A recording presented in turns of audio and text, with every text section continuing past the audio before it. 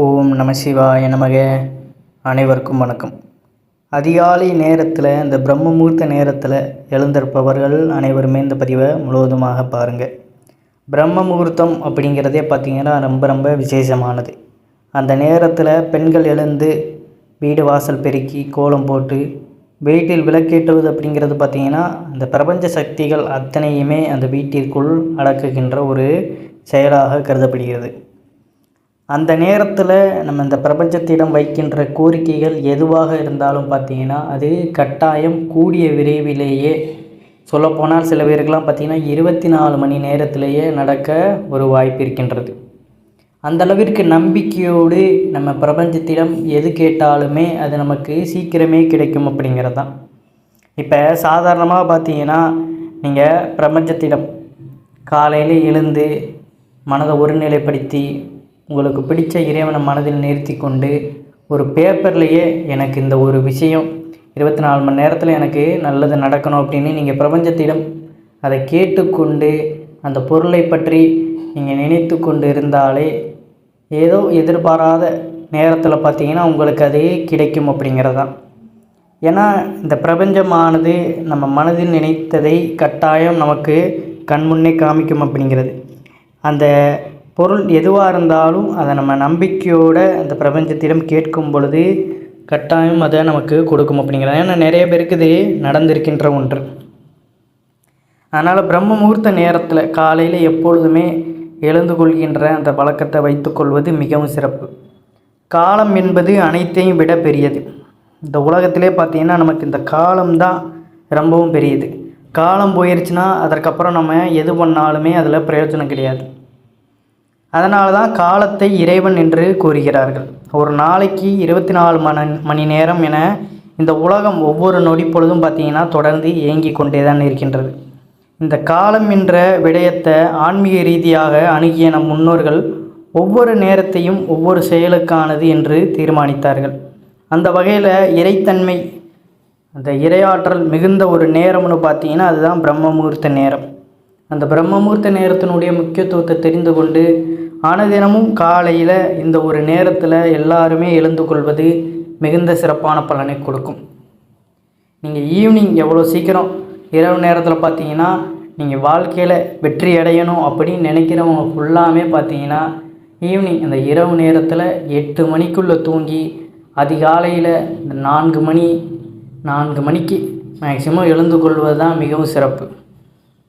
முடிஞ்சால் 3 மணிக்கெலாம் நம்ம எழுந்து கொள்வது நல்லது தான். அந்த 8 மணி நேரம் உறக்கம், அதிகாலையில் எழுந்து கொள்வது, இது எல்லாமே நல்ல பலனை கொடுக்கும். 3:30க்கு எந்திரிச்சு நாங்கள் என்ன பண்ண போகிறோம், 4 மணிக்கு எந்திரிச்சு நாங்கள் என்ன பண்ண போகிறோம் அப்படின்னு சில பேர் கேள்வி கேட்கலாம். நீங்கள் அந்த பிரம்ம முகூர்த்த நேரத்தை தவிர மீத்த எந்த நேரத்தில் எழுந்திருந்தாலும் உங்களுடைய மனம் பார்த்திங்கன்னா சஞ்சலமாகத்தான் இருக்கும். எந்த ஒரு விஷயத்துலையுமே ஒரு முழு ஃபோக்கஸோடு பண்ண முடியாது. காலை நேரத்தில் இப்போ 3:30 மணிக்கு நம்ம எழுந்திருக்கிறோம் அப்படிங்கிற பட்சத்தில் பார்த்திங்கன்னா நம்ம மைண்ட் ரிலாக்ஸாக இருக்கும். உடலும் பார்த்திங்கன்னா சுறுசுறுப்பாக இருக்கும். நம்ம நல்ல புது ஸ்கில்ஸு இல்லை இறை வழிபாடு செய்வதாக இருந்தாலும் காலை நேரத்தில் வழிபாடு செய்வது இறைத்தன்மை அதிகமாக இருக்கும். அதன் மூலியமாகவும் பலன் நல்லாக கிடைக்கும். பெண்கள் காலையில் அதற்குத்தான் பார்த்திங்கன்னா பிரம்ம முகூர்த்த நேரத்தில் விளக்கேற்றி தங்களுடைய கோரிக்கைகளை வைப்பது நல்ல ஒரு முன்னேற்றத்தை கொடுத்து சீக்கிரமே அந்த கோரிக்கை நிறைவேறுவதற்கான வாய்ப்புகளை கொடுக்கும். இப்போ நீங்கள் புதுசாக ஒரு தொழில் தொடங்குறீங்க, எதுவாக இருந்தாலும் அதை ஏற்பாடு பண்ணி அதை செய்வதற்கு பார்த்திங்கன்னா இந்த காலை நேரம் பிரம்ம முகூர்த்த நேரத்தை தொடங்குவது நல்ல ஒரு சுபிட்சத்தை கொடுக்கும். இப்படி வாழ்க்கையில் முன்னேறணும்னு நினைக்கிறவங்க எல்லாருமே பார்த்திங்கன்னா அந்த பிரம்ம முகூர்த்த நேரத்தில் எழுந்து கொள்வது தான் மிகவும் சிறப்பு. நம்ம தேவையில்லாத விஷயத்தில் கவனம் செலுத்துவதை விட நம்ம எப்படியாவது நம்மளுடைய டார்கெட்டை நம்ம அச்சீவ் பண்ணணும்னா இந்த ஒரு நேரத்தை சூஸ் பண்ணி நம்ம உழைக்கும் பொழுது அதற்குண்டான பலன் நமக்கு விரைவாகவே கிடைக்கும். நம்ம வேறு வேலை பார்த்துக்கிட்டு இருந்தாலும் சரி, அந்த வேலையெல்லாம் நம்ம ஒரு மாதம் அதாவது கொஞ்சம் ஒதுக்கிட்டு உங்களுக்கு பிடிச்ச ஏதாவது ஸ்டார்ட் பண்ணணும்னு நினைக்கிறீங்க விஷயத்தை நீங்கள் இந்த காலை நேரத்தை சூஸ் பண்ணி எல்லாத்தையும் தயார் பண்ணி நீங்கள் ரெடி பண்ணி கொண்டு போகும் பொழுது அதில் கட்டாயம் உங்களுக்கு நல்ல ஒரு பலன் கிடைக்கும் அப்படிங்கிறதான் நிதர்சனமான உண்மை. ஏன்னா அந்த அளவுக்கு இந்த பிரம்ம முகூர்த்த நேரமானது ரொம்ப ஆற்றல் மிகுந்த நேரமாகவே பார்க்கப்படுகிறது. ஏன்னா நம்மளுடைய முன்னோர்கள் அனைவருமே இந்த நேரத்தில் எழுந்து சுறுசுறுப்பாக நடமாடி தங்களுடைய பணிகளை சிறப்பாக செய்ததுனால தான் அவர்கள் இன்று வரையும் ஆரோக்கியமாகவும் உடல் பார்த்திங்கன்னா எந்த ஒரு கோளாறு இல்லாமல் எவ்வளோ வயதானாலும் அந்த தெம்பானது இப்பவும் இருந்து கொண்டிருப்பதனால அழகாக செயல்பட்டு கொண்டிருக்கிறார்கள். ஆனால் இப்போ உள்ள காலகட்டத்தில் பார்த்திங்கன்னா அதாவது டயத்துக்கு சாப்பிடுவதில்லை. சில பேர் பார்த்திங்கன்னா இரவு நேரத்தில் லேட் நைட்லலாம் சாப்பிட்றாங்க. இப்படியான விஷயங்கள் எல்லாமே உறக்கமும் கெடுது, தங்களுடைய வேலைப்பாடுகள்லேயும் ஒரு ஈடுபாடு இல்லாமல் போய்விடுகிறது. அப்போ அந்த சுறுசுறுப்பு தெம்பு எல்லாமே அந்த இடத்துல போய் சோம்பேறித்தனம் தான் அதிகமாக இன்றைய காலகட்டத்தில் காணப்படுகிறது. அப்போ டயத்துக்கு சாப்பிட்டு டயத்துக்கு தூங்கி இந்த காலை நேர பிரம்ம முகூர்த்தத்தில் நம்ம எழுந்து கொள்வதே நல்ல ஒரு பலனை கொடுக்கும். ஏன்னா ஒவ்வொருத்தரும் புலம்புவாங்க, நம்ம வாழ்க்கையில் ஒன்றுமே சாதிக்க முடியல, இறைவன் நமக்கு கஷ்டத்தை கொடுக்காரு அப்படி இப்படின்னு புலம்புறவங்க பூராமே இது எல்லாத்தையுமே முயற்சி பண்ணாதவர்களாக தான் இருப்பாங்க. ஏன்னா இப்போ எதற்கெடுத்தாலும் சோகமாக எதையாவது செய்துக்கிட்டு அதற்கென்று சோகமாக பார்த்திங்கன்னா வாட்ஸ்அப்பில் ஸ்டேட்டஸ் இந்த மாதிரியான விஷயங்களில் ஈடுபடுவது அப்படிங்கிறதே ஒரு சோம்பேறித்தனம் தான். ஏன்னா நம்ம முயற்சி பண்ணால் தான் அதற்கு உண்டான பலன் நமக்கு கிடைக்கும் அப்படிங்கிறது யாருக்குமே தெரிய மாட்டேங்கின்றது. அதனால் சோகமாக நம்ம ஸ்டேட்டஸ் போடுவதனாலேயோ இல்லை சோகமாக இருப்பதனாலேயோ எதுவும் மாறி விடுவது கிடையாது. அதற்கென்று நம்ம முன்னேற்பாடுகளோடு முயற்சிகளை எடுத்து செய்யும் பொழுது தான் நமக்கான அந்த வெற்றி வாய்ப்புகள் நம்மளை தேடி வரும். அதனால் கட்டாயம் அனைவராலும் முடியும். நீங்கள் பிரம்ம முகூர்த்த நேரத்தில் ஒரு மாதம் எழுந்து உங்களுக்கு பிடிச்ச வேலையை நீங்கள் செய்து பாருங்கள். இல்லை நீங்கள் படிக்கணும் இல்லை எது செய்யணும்னு நினச்சாலும் இந்த பிரம்ம முகூர்த்த நேரத்தையே நீங்கள் சூஸ் பண்ணி அதில் உங்களுடைய செயல்திறனை காட்டும் பொழுது அந்த பிரபஞ்சம் உங்களுக்கு கண்டிப்பாக உதவி புரியும் அப்படிங்கிறதான் நிதர்சனமான உண்மை.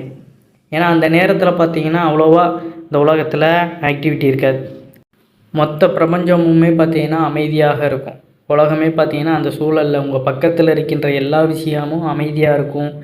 எந்த ஒரு எதிர்வினைகளும் அந்த நேரத்தில் இருக்காது. இப்போ சாதாரணமாக நம்ம பகலில் ஏதாவது ஒரு வேலையை செய்கிறோம், இல்லை நம்ம கூட நிறைய பேர் இருக்காங்கன்னா அந்த இடத்துல நல்லவைகளும் இருக்கும், கெட்ட எதிர்மறை ஆற்றல்களும் இருக்கும். ஆனால் அந்த பிரம்ம முகூர்த்தம் அப்படிங்கிற நேரத்தில் பார்த்திங்கன்னா நேர்மறை ஆற்றல் தவிர வேறு எந்த ஒரு எதிர்வினைகளுமே இருக்காது. அதனால தான் நம்ம காலையில் அந்த நேரத்தில் எழுந்திருக்கும் பொழுதே தெரியும், பல பேருக்கு பலவிதமான அந்த ஆற்றல்களை அவர்கள் உணர்வது அவர்களுக்கே தெரியும்.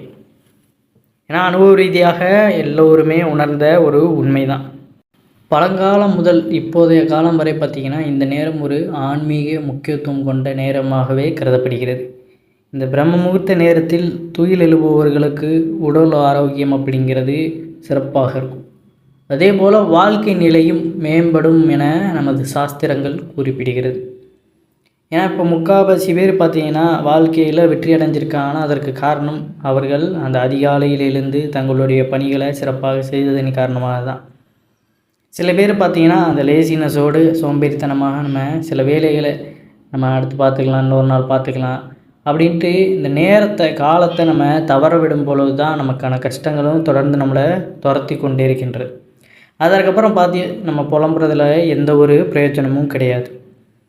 ஏன்னா நம்ம முன்னாடியே அதை நம்ம சரிப்படுத்தாவிட்டால் நம்மளுடைய முதுமை பருவத்தில், அதாவது வயதானதுக்கப்புறம் பார்த்திங்கன்னா நம்ம புலம்பி எந்த ஒரு பிரயோஜனமும் கிடையாது. அதனால் முழு மூச்சோடு காலையில் எழுந்து உங்களுடைய பணிகளை சிறப்பாக நீங்கள் செய்து கொண்டு வந்தாலே அந்த பிரபஞ்சம் உங்களுக்கான அந்த தேவைகளை பூர்த்தி செய்யும் அப்படிங்கிறதான் நிதர்சனமான ஒரு உண்மை. இந்த பிரம்ம முகூர்த்த நேரத்தில் விண்ணில் வாழும் அந்த தேவர்களும் பல ஆயிரம் ஆண்டுகளுக்கு முன்பு வாழ்ந்து மறைந்த ரிஷிகளும் அருவுருவமாக பூமியில் சஞ்சரிப்பதாகவும் அந்த நேரத்தில் நம்ம தூக்கத்தில் இருந்து எழுந்து மனதார அவர்களை நம்ம நினைத்து வணங்க நம்மை அவர்கள் ஆசீர்வதிப்பதாகவும் ஆன்மீக பெரியோர்களின் கருத்தாக உள்ளது. தினந்தோறும் இந்த நேரத்தில் தூக்கத்தில் இருந்து எழும் பழக்கத்தை கொண்டவர்களுக்கு எந்த ஒன்றிலும் புதுமை படைக்கும் திறன் அதிகரிக்கும். அதாவது புது புது விஷயங்களை கற்றுக்கிட்டு அதை சிறப்பாக செய்து முடிக்கின்ற அந்த ஆற்றல் இந்த காலையில் எழுந்து கொள்பவர்களுக்கு அதிகமாகவே இருக்கும். இதன் காரணமாகத்தான் இந்து மதத்தின் படைப்பு கடவுளான பிரம்மாவின் பெயர் இந்த நேரத்திற்கு சூட்டப்பட்டு பிரம்ம முகூர்த்தம் என பெயர் அழைக்கப்படுகிறது. இந்த நேரத்தில் பார்த்திங்கன்னா பூமி எங்குமே அந்த பிரபஞ்சத்தின் நற்சக்திகள் நிறைந்திருக்கின்றன. இப்படியான நேரத்தில் எழுந்து வெளிப்புறத்தில் நீங்கள் சிறிது நேரம் உலாவதனால நமது உடலுக்கும் மனதிற்கும் ஒரு புத்துணர்ச்சியை இது அளிக்கிறது. இந்த இறையாற்றல் மிக்க நேரத்தில் யோகா மற்றும் தியானம் போன்ற பயிற்சிகளிலும் ஈடுபடுவதனால விரைவாக அந்த இறை அனுபவத்தை பெறுவதற்கு இது நல்ல ஒரு வழிவகுக்கும். மாந்திரீக பயிற்சிகளில் ஈடுபடுபவர்களும் இத்தகைய நேரத்தில் மந்திரங்களை ஜெயிப்பது மந்திர சித்தியை ஏற்படுத்தி நீங்கள் விரும்பிய செயல்களை உங்களுக்கு கட்டாயம் கொண்டு வரும். ஓம் அப்படிங்கிற பிரணவ மந்திரத்தையும் இந்த நேரத்தில் நீங்கள் கண்பிடிக்கும் பொழுது எழுந்து ஒரு 3 முறை சொல்லிவிட்டு அதற்கப்புறம் நீங்கள் செல்வது நல்ல ஒரு பலனை கொடுக்கும். ஓம் நம சிவாய நமக அப்படின்னும் நீங்கள் பஞ்சாட்சர மந்திரமான சிவபெருமானுடைய மந்திரத்தையும் நீங்கள் உச்சரிக்கலாம். உங்களுக்கு எந்த கடவுள் பிடிக்குமோ இல்லை உங்களுடைய குலதெய்வம் இப்படி எதுவாக இருந்தாலும் அவருடைய நாமத்தை நீங்கள் எழுந்து ஒரு 3 முறை உச்சரித்து விட்டு அதற்கப்புறம் உங்களுடைய அன்றாட பணிகளை செய்வது மிகுந்த சிறப்பாக இருக்கும். இப்போ பெண்கள் எல்லோருமே பார்த்தீங்கன்னா அதிகாலை வேலையில் எழுந்து கொள்கின்ற அந்த பழக்கத்தை முன்னாடி இருக்கின்ற பெண்கள் வச்சுருந்தாங்க. இப்பயும் ஒரு சில பெண்கள் எழுந்து கொண்டு தான் இருக்கிறார்கள். ஆனால் இப்போ எல்லாருமே எழுந்திருக்கிறாங்கன்னா அப்படின்னு கேட்டிங்கன்னா கிடையாது தான். ஏன்னா அந்த சோம்பேறித்தனம், அந்த தூக்கம் பார்த்திங்கன்னா சரியான தூக்கம் இல்லாது எல்லாமே சேர்ந்து இவர்களை இன்றைய சூழ்நிலையில் ரொம்ப மாற்றிவிட்டது. அந்த காலத்தில் அதிகாலையில் எழுந்து பார்த்திங்கன்னா சுறுசுறுப்பாக வீடு வாசல் பெருக்கி கோலம் போட்டு தங்களுடைய பணிகளை சிறப்பாக செய்து அந்த காலையில் பெண்கள் பார்த்திங்கன்னா தினந்தோறுமே எழுந்திருப்பதனால தான் அவர்கள் அன்றாடம் எல்லா பணிகளையுமே சிறப்பாக செய்வாங்க. உங்களுக்கு தெரியும், காலையிலே சீக்கிரமாக எழுந்துருவாங்க. வீடு வாசல்லாம் சுத்தம் செய்து தேவையான அந்த சமையல் எல்லாத்தையுமே செய்து வீட்டில் உள்ள வேலைகள் எல்லாத்தையுமே சுறுசுறுப்பாக செய்து அதற்கப்புறம் வெளியே ஏதாவது வேலை எல்லாத்தையுமே பார்த்திங்கன்னா அப்படியே உடல் அந்த ஆற்றலோடு அவர்கள் செய்து முடிப்பார்கள். அதற்கு காரணம் என்ன? இந்த பிரம்மமுகூர்த்த நேரத்தில் அவங்க அனைத்திரமும் எந்திருப்பதனால தான். ஆண்களும் பார்த்திங்கன்னா இந்த நேரத்தில் எழுந்து தங்களுடைய உங்கள் பணிகளை நீங்கள் சரிவர செய்து கொண்டிருந்தாலே அது நல்ல பலனை கொடுக்கும். நம்மளுடைய பிறந்த கிழமை வரும் பார்த்திங்களா, வாரம் வாரம் அந்த பிறந்த கிழமை வருகின்ற நேரத்தில் விடியற் காலையிலே பிரம்மமுகூர்த்த நேரத்தில் எழுந்து சுத்தபத்தமாக குளித்து விட்டு பூஜை அறையில் பெண்கள் ஒரு விளக்காக ஏற்றி வைக்க வேண்டும். சுவாமி படத்திற்கு முன்பாக ஒரு ரூபாய் நாணயத்தை குருதட்சணையாக எடுத்து வைத்து கொள்ள வேண்டும். பிறகு ஒரு தரை விரிப்பை விரித்து அதன் மேல் கிழக்கு முகமாக பார்த்து அமர வேண்டும். அமர்ந்து பார்த்திங்கன்னா தியானம் செய்யணும். பொதுவாக விளக்கேற்றி விட்டு அந்த நேரத்தில் பார்த்திங்கன்னா சுவாமியை கும்பிட்டுட்டு தீப ஆராதனையெல்லாம் முகத்தில் கையை வச்சுட்டு திருநீர் பூசிட்டு போயிடுவாங்க. அப்படி போகக்கூடாது. விளக்கேற்றினதுக்கப்புறம் கிழக்கு முகமாக பூஜை அறையில் உட்கார்ந்து இறைவனை நினைத்து இந்த வாழ்க்கைக்கு நன்றி கூறி மென்மேலும் உயர்வுகளை நாங்கள் பெறணும் அப்படின்ட்டு நம்ம மனதார இறைவனை பிரார்த்தனை செய்யும் பொழுது அந்த பிரம்மமுகூர்த்த நேரமான அந்த பிரபஞ்சம் நமக்கு நல்ல ஒரு ஆற்றலை கொடுத்து நமக்கு அந்த இம்ப்ரூவ்மெண்ட்டை மென்மேலும் வழங்கி கொண்டே இருக்கும். முடிந்தளவு பார்த்திங்கன்னா அன்றாட பணிகளை சிறப்பாக செய்துவிட்டு லைட் உணவாக இரவு நேரத்தில் பார்த்திங்கன்னா மெதுவான சாப்பாடை சாப்பிட்டுட்டு ஒரு 8 மணிக்குள்ளெல்லாம் தூங்கி விடுவது மிகவும் ஒரு நல்லது. இன்றைய சூழ்நிலையில் அப்படி யாருமே தூங்குவது கிடையாது தான். இருந்தாலும் நம்மளுடைய கஷ்டம் நமக்கு தெரியும், அது எல்லாம் தீரணும்னு நமக்கு தெரியும். அதற்காக நம்ம ஒவ்வொரு நாளும் போராடி கொண்டிருக்கிறோம் அப்படிங்கிறதும் நமக்கு தெரியும். அப்போ அத்தனை மாற்றங்களும் நம்ம வாழ்க்கையில் நிகழ வேண்டும் என்றால் நம்ம கொஞ்சம் முயற்சி செய்து கஷ்டப்பட்டால் தான் பிற்காலத்தில் நம்மளுடைய சூழ்நிலை நன்றாக இருக்கும் அப்படிங்கிறத உணர்ந்து கொள்ளுங்கள்.